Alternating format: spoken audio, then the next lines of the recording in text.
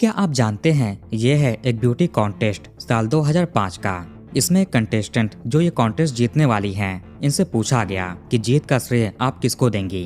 ये कहती हैं अपनी माँ को, उनकी वजह से ही आज यहाँ पर हैं। एक आम परिवार से निकली उभरती हुई सितारा थीं, मगर इनके घर में जो होने वाला है उसने पूरे परिवार का भविष्य बदल कर रख दिया। ये केस उस दौर में पुलिस के लिए शायद पहला ऐसा माइलस्टोन था जो आगे चलकर डिजिटल इन्वेस्टिगेशन और फॉरेंसिक इन्वेस्टिगेशन दोनों की नींव रखेगा। जब ये कहानी बाहर निकली तो उस समय पूरे राज्य में प्रिंट मीडिया और न्यूज के जरिए काफी वायरल हुई थी।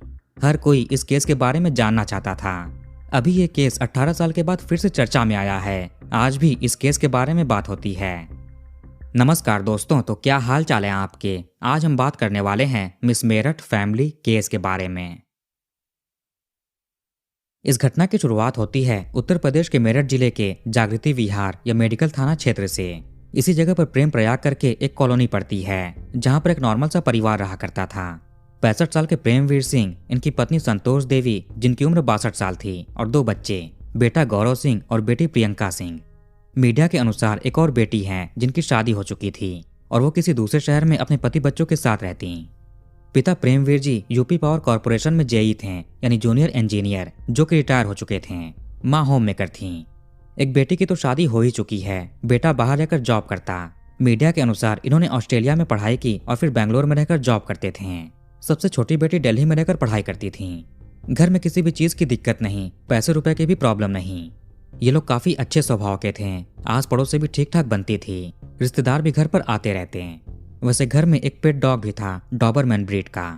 इस परिवार के बारे में थोड़ा और बात करें तो जो बेटी प्रियंका सिंह थी, 2005 आते आते ये मेरठ में काफी मशहूर हो चुकी थी। शुरुआती पढ़ाई लिखाई इन्होंने जेपी एकेडमी से की। उसके बाद साल 2002 में Indian institute of fashion designing Meerut से डिप्लोमा किया।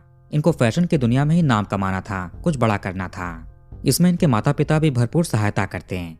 2005 में मिस्टिका ग्रुप की तरफ से एक फैशन कॉन्टेस्ट ऑर्गेनाइज किया जाता है, जिसमें प्रियंका ने भी हिस्सा लिया। केवल हिस्सा ही नहीं लेती बल्कि पूरे कॉन्टेस्ट को ये अपने नाम भी करती हैं। इन्हें मिस मेरठ का खिताब मिलता है। इन्होंने अपनी इस टाइटल का श्रेय अपनी माँ को भी दिया। उनके सपोर्ट के बिना संभव नहीं था। देखते ही देखते ये काफी ऊंचाइयां हासिल कर रही थीं। अब आते हैं मेन घटना पर। नवंबर 2008 का समय है। इन दिनों घर में केवल 2 ही लोग रहा करते थे, प्रेमवीर जी और इनकी पत्नी संतोष देवी, और पेट डॉग भी था। मीडिया के अनुसार अगले ही महीने दिसंबर में बेटे गौरव की शादी भी तय हो चुकी थी, जो 12 दिसंबर को होती। तो घर में एक तरफ शादी की तैयारियां भी शुरू होने वाली थीं। 11 नवंबर 2008 ट्यूसडे का दिन है। सुबह में करीब 6 बजे के आसपास संतोष देवी की छोटी बहन मंजू लता जी अपनी बड़ी बहन को कॉल करती हैं। ये थोड़ी चिंतित और परेशान थीं। दरअसल कल रात से ही इनकी बहन फोन नहीं उठा रही थी। तभी सुबह सुबह वापस कॉल किया, लेकिन संतोष जी अभी भी कॉल नहीं उठाती। फोन पूरा रिंग होकर डिस्कनेक्ट हो जाता। इसके बाद बहन ने जीजा जी प्रेमवीर जी को कॉल किया। उनका फोन भी पूरा रिंग हो रहा, पर वो पिक नहीं कर रहे हैं। हो सकता है कि किसी काम में बिजी हो या मोबाइल फोन साइलेंट किया हो। फोन ना उठाने की वजह से बहन को थोड़ी घबराहट भी होने लगी थी। इनसे जब रहा नहीं गया तो ये दोपहर होते होते बड़ी बहन के घर पहुंची, लेकिन यहाँ तो बाहरी गेट पर ताला लगा हुआ था। शायद ये लोग कहीं गए होंगे। थोड़ा ध्यान देने पर पता चला कि ऊपर टेरेस पर उनका पेट डॉग भी बंधा हुआ है। आमतौर पर वो नीचे रहता है। ये नवंबर का टाइम चल रहा था, ठंड का मौसम भी आ रहा था, तो पेट डॉग को खुले में नहीं रखते। ताला बंद है, फोन नहीं उठा रहे हैं, आखिर कहाँ जा सकते हैं। मंजू लता जी अब पड़ोस में जाकर पूछती हैं, लेकिन पड़ोसियों ने भी दोनों को कहीं बाहर आते जाते नहीं देखा था। अगर वो जाते भी तो किसी न किसी पड़ोसी से एक बार बोल देते हैं कि घर का ध्यान दीजिएगा, डॉग को भी देखिएगा। ज्यादा समय के लिए जाते तो डॉग इनके ही पास छोड़ देते हैं, पर ऐसा कुछ भी नहीं हुआ था। पड़ोसी भी एक चीज नोटिस करते हैं कि दोनों बुजुर्ग पति पत्नी को आखिरी बार कल शाम को ही देखा गया था। उसके बाद से नहीं दिखे। सुबह में अखबार उठाने भी नहीं आए और ना ही दूध लिया।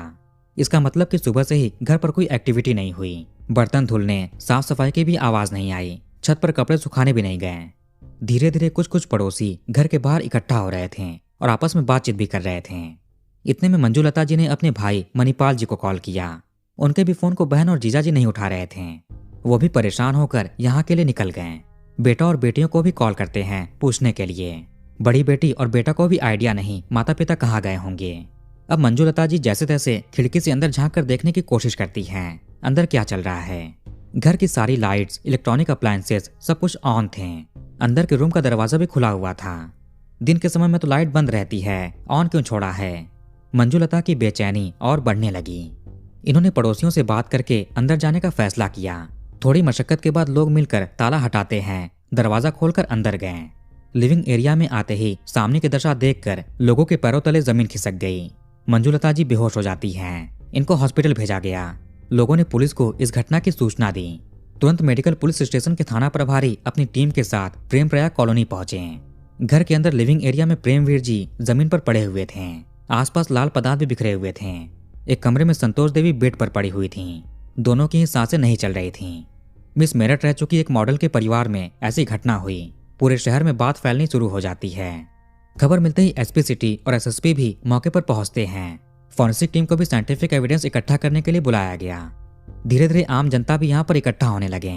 परिवार के दूसरे मेंबर्स, रिश्तेदार भी आते हैं। उधर बच्चे भी खबर सुनकर यहाँ के लिए निकल गए। एक रिश्तेदार पदम सिंह ने थाने में अज्ञात के खिलाफ मामला दर्ज कराया। पुलिस की जांच पड़ताल शुरू होती है। घर में आखिर क्या हुआ, ये दशा कैसे हुई, इसके पीछे कौन हो सकता है, सारे सवाल के जवाब अब पता करने थे। घर के अंदर कई सारे सामान अस्त व्यस्त पड़े हुए मिले। घर की अलमारी, तिजोरियां भी खुली पड़ी थीं। ऐसा लगा कि यहाँ पर कोई चोरी या लूटपाट जैसा काम किया गया है। अब घर से क्या क्या सामान गायब हुए होंगे, इसके बारे में तो बेटा बेटे के आने के बाद ही पता चलेगा। लेकिन लगा कि पैसे और कीमती जेवर गायब हैं, क्योंकि ये घर में कहीं नहीं मिले। तिजोरियां खुली पड़ी थीं। अब वो बदमाश घर में किधर से प्रवेश किए होंगे, पुलिस इसकी जांच करती है। खिड़की, दरवाजे सबको अच्छे से देखा जाने लगा। ऊपर छत का रास्ता भी देखते हैं। टेरेस पर आने पर पुलिस को पता चला कि परिवार के पास एक पेट डॉग भी है। अनजान को देखकर वो भौंकने लगा, आवाज करने लगा। रिश्तेदारों की सहायता से उसको यहाँ से हटाया जाता है। ये काफी भूखा प्यासा भी लगा, मतलब काफी समय से इसको खाना पानी नहीं दिया गया होगा। पड़ोसी और रिश्तेदारों से तो पूछताछ चल ही रहा था। प्रेमवीर जी के ऊपर तेजधार हथियार के कई सारे निशान पाए गए। उनके सर में भी चोट लगी थी। वहीं कमरे में बेड पर पड़ी इनकी पत्नी पर ऐसा कोई निशान नहीं था। हालांकि गले के आसपास कुछ निशान पाए गए और बचने की कोशिश की हो इसके भी संकेत मिले। दोनों ही पति पत्नी के नाक में कॉटन लगे हुए थे और मुंह में पजामा का हिस्सा था। शायद ये चीख ना पाए इसलिए ऐसा किया गया हो। फॉरेंसिक एक्सपर्ट्स को प्रेमवीर जी के राइट हैंड में बाल के कुछ टुकड़े मिले, हेयर सैंपल्स। हो सकता है कि बीच बचाव के दौरान बदमाश का बाल पकड़ा होगा। छोटे बाल होने से लगा कि वो मेल हो, लड़का हो। वहीं इनकी पत्नी के हाथ में भी बाल के टुकड़े मिले, पर वो लंबे बाल थे। साथ ही साथ इनके हाथ की एक उंगली को भी नुकसान पहुंचाया गया था, जिसमें रिंग पहनते हैं। घर में अस्त व्यस्त पड़ी चीजों से फिंगरप्रिंट भी जुटाए गए। हेयर सैंपल्स को भी लैब भेजते हैं। कॉलोनी में जहां कहीं भी कैमरे लगे हुए थे उनको भी देखा जाने लगा। कोई अनजान व्यक्ति इस इलाके में आया हो उसके बारे में भी पता करते हैं। शुरुआत में ये मामला चोरी और लूटपाट का लग रहा था। संतोष देवी के पहने गहने भी गायब थे, इनके हाथ की अंगूठी भी। परिजनों का कहना था कि प्रेमवीर जी का किसी के साथ कुछ विवाद चल रहा था। लगभग 2 महीने पहले कुछ लोगों ने उनको डराया था और खत्म करने की बात कही थी, जिससे वो काफी सहमे हुए थे। अब पुलिस ने उन लोगों के बारे में जानकारी निकाली। घर में जूते चप्पल के निशान भी देखे जा रहे थे। हालांकि पुलिस के आने से पहले ही आस पड़ोस के लोग और परिवार यहाँ पहुंच गए थे, जिससे बदमाशों के पैर के निशान निकालना मुश्किल था। शुरुआती जांच के बाद पुलिस ने दोनों पति पत्नी को पोस्टमार्टम के लिए भेज दिया। इधर बड़ी बेटी और बेटा गौरव भी घर पर पहुंचते हैं। सभी काफी दुखी थे, रो रहे थे। पुलिस ने बेटे गौरव से घर से गायब हुई एक एक चीज की लिस्ट तैयार कराई। घर में लाखों के कीमती गहने, लगभग 50,000 रुपए कैश, इसके अलावा बैंक एफडी के डॉक्यूमेंट्स जिनकी कीमत 6 लाख रुपए थी। और तो और घर से कुछ और भी कागजात गायब थे। उधर पोस्टमार्टम रिपोर्ट भी सामने आती है। पता चला कि पति पत्नी दोनों के साथ हुई घटनाओं में करीब 1 घंटे का अंतर है। पहले पत्नी संतोष देवी को रास्ते से हटाया गया। इनके ऊपर 3 चोट के निशान थे। गले में कपड़े इत्यादि से अंजाम दिया गया। फिर इसके करीब 1 घंटे के बाद प्रेमवीर जी के साथ इनके ऊपर 11 चोट के निशान मिले, जिसमें तेजधार चाकू के भी थे। इनके सर में जो चोट लगी उसके बाद स्वर्गवास हुआ। उधर फॉरेंसिक टीम को लिविंग रूम की दीवार पर कुछ निशान मिले। शायद उनका सर दीवार से ही लगा हो हाथापाई के दौरान। जिस कमरे में संतोष देवी थी वहां की खिड़की को चादर से ढका गया था। अब ये बदमाशों ने किया ताकि बाहर से कोई देख ना सके, या फिर ठंड की वजह से पहले से ही परिवार ने लगा रखा था, ये कहना मुश्किल है। घर में कोई जोर जबरदस्ती प्रवेश करने के संकेत नहीं मिल रहे थे। दरवाजे, खिड़कियां सभी ठीक ठाक थे, उन पर कोई निशान नहीं मिला। पड़ोसियों ने कहा कि इन्होंने रात को कोई भी चीख पुकार की आवाज नहीं सुनी, ना ही उनके पेट डॉग ने कोई आवाज किया। वैसे वो डॉग हमेशा नीचे रहता है, जबकि उस दिन टेरेस पर था। ऐसा कैसे? क्या बदमाशों ने किया? इस केस में 1 से अधिक लोग शामिल हो सकते हैं। ऐसा लग रहा था जैसे कोई जानकार ही इस घटना के पीछे है। बुजुर्ग दंपति की परमिशन से ही वो अंदर आए। पेट डॉग भी उनको पहचानता होगा, तभी आवाज नहीं किया। पुलिस को घर के बाहर किसी व्हीकल के टायर के निशान भी मिलते हैं। जिस तेजधार चीज का इस्तेमाल हुआ हो प्रेमवीर जी पर, वो भी घर में नहीं पाया जाता है। शायद बदमाश लेकर चले गए हों। दोनों घटनाओं में 1 घंटे का अंतर था, यानी बदमाश काफी समय तक घर में रहे होंगे। नॉर्मल लूटपाट या चोरी में इतनी देर तक घर में नहीं रुका जाता, पकड़े जाने का डर रहता है। पर इस केस में पेशेंस दिखाया गया था, काफी आराम से सब कुछ अंजाम दिया गया। घर की खुली तिजोरियां भी चाबी से खुली लग रही थीं। ऊपर से बदमाश बैंक एफडी के कागज, यहाँ तक कि कुछ दिन पहले प्रेमवीर जी ने अपना वसीयतनामा भी बनवा लिया था, वो डॉक्यूमेंट भी गायब हैं। अब ऐसे डॉक्यूमेंट्स का लुटेरों को क्या काम होगा। इसी में एक और बात खुली कि कुछ दिन पहले प्रेमवीर जी ने अपना वसीयतनामा बनवा लिया था और अपनी सारी प्रॉपर्टी अपने बेटे के नाम करने वाले थे। इसके कुछ दिन के बाद ये घटना हुई। अब पुलिस ने संदेह के घेरे में बुजुर्ग दंपति के करीबियों को लेना शुरू कर दिया, यहाँ तक कि तीनों बच्चे भी। सबको रेडार में रखा। लोग बताते हैं कि काफी समय से बुजुर्ग दंपति घर में अकेले रह रहे थे। एक बेटी ससुराल में थी, बेटा अपने काम पर, छोटी बेटी भी घर पर नहीं थी। पुलिस ने सभी करीबी रिश्तेदार और कुछ पड़ोसियों का कॉल डिटेल रिकॉर्ड और घटना के समय की उनकी मोबाइल टावर लोकेशन निकाली। धीरे धीरे लोग संदेह के घेरे से निकलते गए। बातचीत के दौरान पता चला कि छोटी बेटी प्रियंका घटना के बाद घर पर नहीं आई, न ही उससे किसी का कांटेक्ट हो रहा है। अंतिम संस्कार में भी शामिल नहीं हुई। अब उसको इस खबर के बारे में पता नहीं चला या फिर जानबूझकर नहीं आ रही। इस घटना की खबर भी लगातार मीडिया में चल रही थी, पूरे मेरठ को ही पता चल चुका था। अब पुलिस ने खास तौर से प्रियंका की सीडीआर और लोकेशन निकाली। कॉल डिटेल में इसके अपने माता पिता से बहुत कम बातचीत होना पाया गया। 10 नवंबर के बाद से प्रियंका का सिम कार्ड इनएक्टिव हो गया, मोबाइल भी स्विच ऑफ हो गया। लोकेशन हिस्ट्री की जांच में सामने आया कि 10 नवंबर की शाम को प्रियंका की लोकेशन प्रेम प्रयाग कॉलोनी में इसके माता पिता के घर के आसपास देखी जा रही थी। मतलब ये घर पर उस रात आई थी। आगे इसका फोन टीपी नगर में बंद हो जाता है। और तो और पिछले 1 महीने से ही इसकी लोकेशन टीपी नगर में ही देखी जा रही थी। ये घर से महज 9-10 किलोमीटर ही दूर पड़ता है। दोनों जगहों के बीच जितने भी सीसीटीवी कैमरे लगे थे उनको भी एग्जामिन किया गया। लोकेशन तो इनका सबूत दे ही रहा था, अब कैमरे ने भी दे दिया। प्रियंका के साथ साथ एक और लड़की भी देखी गई। परिवार ने उसकी भी पहचान की। वो थी इसकी दोस्त और पार्टनर अंजू। अंजू की लोकेशन भी प्रियंका के साथ ही थी, घटना वाले दिन भी। सारी कड़ियां जुड़ती जा रही थीं। यह भी हो सकता है कि घटना के बाद ये दोनों कहीं और भाग गई हों। फिर भी पुलिस ने टीपी नगर के इलाके में अपना जाल बिछाया। सिविल ड्रेस में पुलिस ऑफिसर्स पूरे इलाके की रेकी करने लगे। कुछ तो सब्जी बेचने वाला बनकर घूमने लगे। खुशकिस्मती से इसी इलाके में प्रियंका और मंजू दिख जाती हैं। घटना के करीब 1 हफ्ते बाद 17 नवंबर 2008 को पुलिस ने दोनों को हिरासत में लिया। इनके पास से सारे पैसे, गहने, बैंक डॉक्यूमेंट्स सब कुछ बरामद हो गए, जिनकी गौरव ने पहचान की। शुरुआत में तो ये दोनों कुछ बताती नहीं है। रात भर पूछताछ हुआ। इसके बाद अगली सुबह एसपी सिटी पूछताछ करने पहुंचे। प्रियंका के सर पर हाथ रखा और कहा, तुम तो मेरी बेटी जैसी हो। ये सुनकर वो रोने लगी और सब कुछ बताना शुरू कर दिया। इस केस के 2 पहलू हैं, एक तो प्रियंका और अंजू का और दूसरा इन दोनों के परिवारों का। दोनों ही पार्टीज अपनी अपनी कहानी के विलन हैं।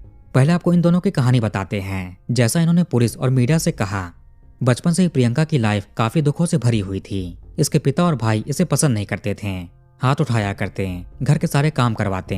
पिता कहते हैं कि तुम्हारी माताजी का किसी के साथ अफेयर था जिसे तुम पैदा हुई, तुम इनकी बेटी नहीं हो बल्कि किसी और की हो।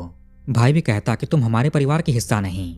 2005 में प्रियंका सिंह मिस मेरठ बनी, जिले में काफी नाम हुआ। इसके बाद भाई और भी परेशान करने लगा, झगड़ा करता।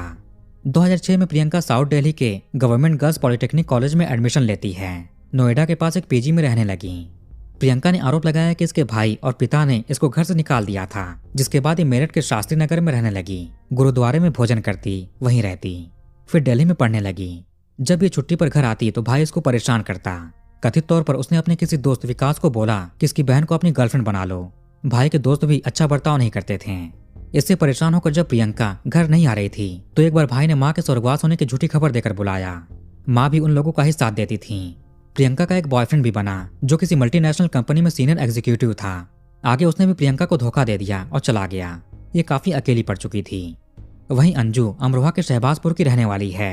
इसके पिताजी शंकर पाल बैंक कर्मचारी थे। जब अंजू करीब 1.25 साल की थी तब इसके पिताजी का स्वर्गवास हो गया। अंजू ने आरोप लगाया कि रिश्तेदारों ने प्रॉपर्टी के लिए ऐसा किया था। उसके बाद चाचा डीपी सिंह यानी धर्मपाल सिंह ने इसकी मां से शादी कर ली। अंजू की एक बहन है मंजू और 3 भाई भी हैं। अंजू ने अपने चाचा डीपी सिंह और सौतेले भाई अजेंद्र पर आरोप लगाया कि इसके साथ उन्होंने गलत काम किया था। उसकी फोटोज और वीडियोस भी बनाई थी। डर की वजह से ये किसी को कुछ बता नहीं पाई। इसका जीवन भी कठिनाई से भरा हुआ था। कभी किसी ने साथ नहीं दिया, ना ही माँ ने ना ही दादाजी ने। जब ये 15 साल की हुई तब इसको इसके नानी के घर भेज देते हैं जो मेरठ में था। यहीं पढ़ाई लिखाई करती है। इसके बाद ये भी साउथ दिल्ली आई, डिग्री कॉलेज में एडमिशन लिया। बीए फर्स्ट ईयर की छात्रा थी। ये 2006 का समय है। इन दिनों जिस पीजी में प्रियंका थी वहीं पर अंजू आई, इसकी रूममेट बनी। शुरुआत में तो दोनों अच्छे दोस्त बनते हैं। दोनों अपने अपने जीवन के बारे में भी एक दूसरे को बताती हैं। एक दिन प्रियंका को पीजी में आने में देरी हुई, जिसे अंजू को काफी फिक्र होता है। जब प्रियंका आई तो उस पर गुस्सा करती है, देरी क्यों हुई, फोन क्यों नहीं उठा रही थी, तुम्हारी चिंता हो रही थी। ये सुनकर प्रियंका को बहुत अच्छा लगा। फिर एक दिन अंजू बीमार पड़ती है। प्रियंका अपना कॉलेज छोड़कर, पढ़ाई छोड़कर अंजू के साथ रही, देखभाल किया, खाना खिलाना, नहलाना, कपड़े चेंज करना, दवा खिलाना, सब कुछ करती है। इससे अंजू को भी अच्छा लगा। ऐसे करके इनकी दोस्ती कुछ ज्यादा ही आगे बढ़ने लगी, जिसे शायद समाज स्वीकार न करे। इन्होंने एक दूसरे के साथ रहने की कस्में खा ली। अब जब भी कॉलेज की छुट्टी होती तो प्रियंका कम घर पर आती। ये अंजू को अपने घर पर भी ले जाने लगी। माता पिता को भी लगता कि सहेली है। जब कई बार लाई तो पिता ने एक बार पूछ लिया कि छुट्टी होने पर तुम्हारी दोस्त अपने घर पर क्यों नहीं जाती। जवाब दिया कि उसके घर वाले परेशान करते हैं, उसकी शादी कराना चाहते हैं। पिता ने कहा कि इसमें दिक्कत क्या है, तुम्हारी भी तो शादी की उम्र हो रही है। ये सुनकर प्रियंका घबरा गई, कहीं पिता इसके लिए भी लड़का न ढूंढने लगे। पर ये अंजू के साथ अपना जीवन बिताना चाहती थी।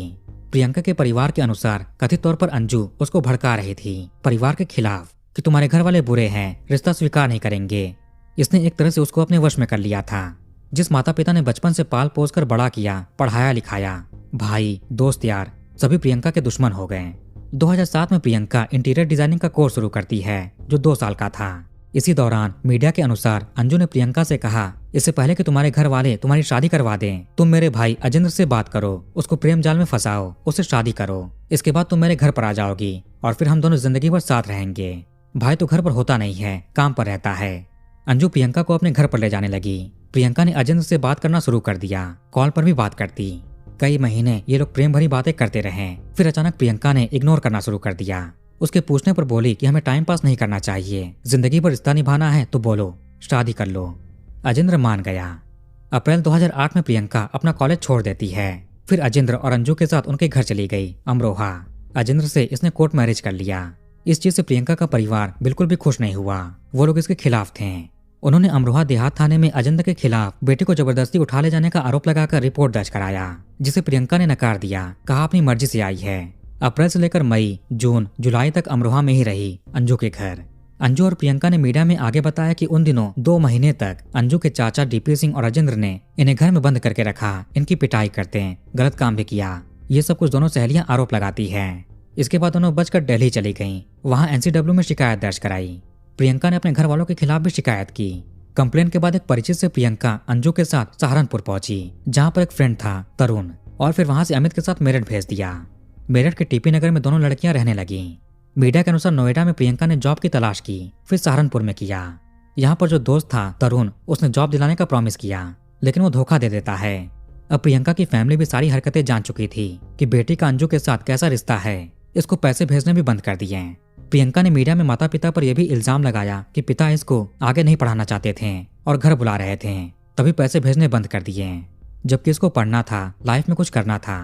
लेकिन उनको तो अंजू और प्रियंका के रिश्ते से आपत्ति थी, जिस वजह से बेटी को परिवार से निकाल दिया।